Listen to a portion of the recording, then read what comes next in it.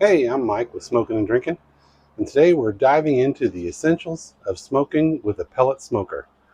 Whether you're a newbie or looking to hone your skills, we've got you covered.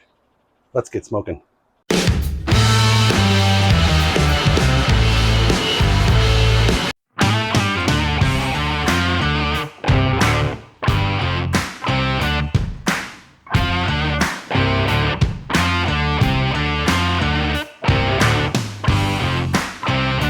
Pellet smokers are fantastic because they offer a precise temperature control and versatility.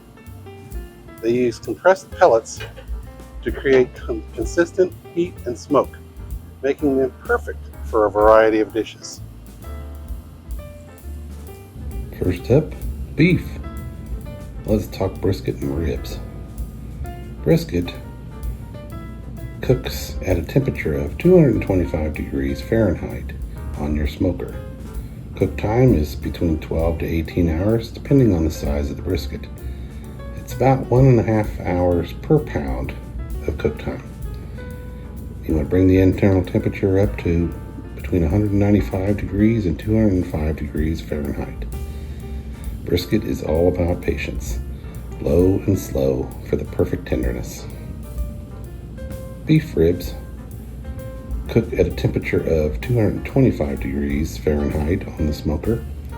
Cook time is between 6 and 8 hours, and you want to bring that internal temp up to between 200 degrees and 205 degrees Fahrenheit. Beef ribs are a bit quicker, but just as rewarding. Keep an eye on that internal temp for the best results. Now let's move on to pork. These are some of my favorites. Pork butt, or Boston butt, or pork shoulder is what we use to make pulled pork. For pulled pork, you want to get your smoker up to 225 degrees Fahrenheit, and you want to cook that pulled pork between 12 to 16 hours, again depending on the size of your pork. It's generally 1.5 to 2 hours per pound, and you want to bring that internal temp up to between 195 degrees and 205 degrees Fahrenheit. Pulled pork is perfect for those long weekend smokes. Let it go overnight for the best pull apart texture. Pork ribs, one of my favorites. For ribs, I generally use the 3-2-1 method, which is 3 hours unwrapped at a lower temp of between 180 and 200 degrees Fahrenheit to apply as much smoke as possible. Then I remove the ribs, wrap them in foil, add brown sugar and butter glaze to the tops of the ribs, and a little bit of apple cider. Then I wrap them up tightly, seal them off, put them back on the smoker for 2 hours at a little bit higher temperature. I bring the smoker up to 225 degrees Fahrenheit. Let those go for 2 hours inside the foil. Then I remove the ribs from the foil, and I brush them with barbecue sauce and put them back on the smoker at 225 degrees and let them smoke for another hour, wrapping up the 3-2-1. Of course, then I pull them off and let them rest for at least 20 to 30 minutes. Pork ribs are a real crowd pleaser. Wrap them halfway through to keep them moist and tender. Pork loin. Pork loin, you want to cook at a smoker temp of 225 degrees Fahrenheit. Cook time is 3 to 4 hours, and internal temp you want to get up to 145 degrees Fahrenheit. Pork loin cooks quicker, but it's just as flavorful. Perfect for a weeknight smoke. Poultry is up next. These birds soak up smoke beautifully. You can smoke a whole chicken. You want to get that temperature up on the smoker between 225 and 250 degrees Fahrenheit. Cook it for about 3 to 4 hours, depending on the size of your bird. And you want to get your internal temp up to 165 degrees Fahrenheit. Make sure with poultry you get that at least 165 to make sure that there's no chance of bacteria. Whole chicken is a great starter smoke. Crisp, skin, and juicy meat are your goals. Is it Thanksgiving time? Let's smoke a turkey. For a turkey, you want to get your smoker up to 225 degrees Fahrenheit, and you want to cook that for 30 to 40 minutes per pound.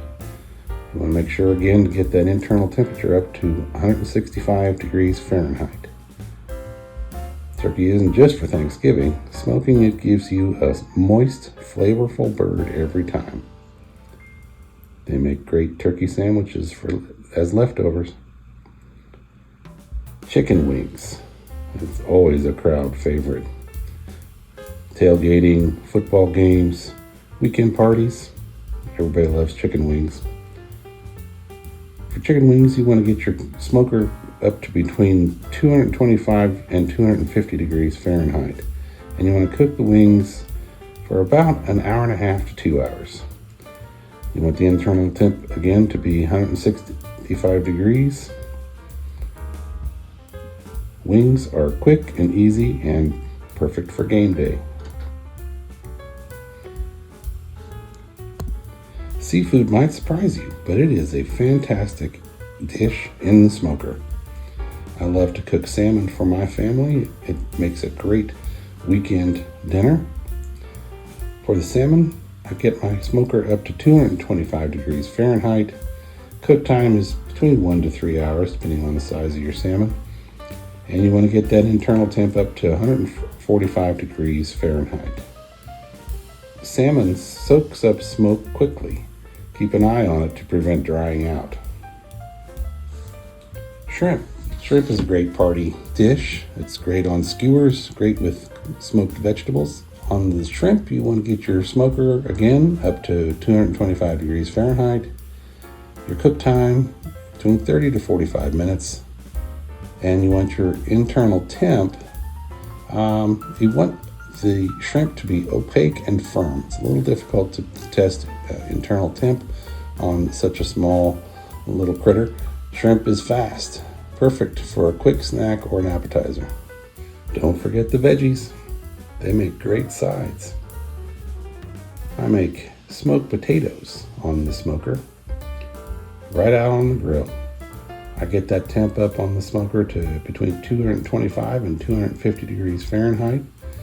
I bake them on the smoker for 2 to 3 hours, again, depending on the size of the potatoes.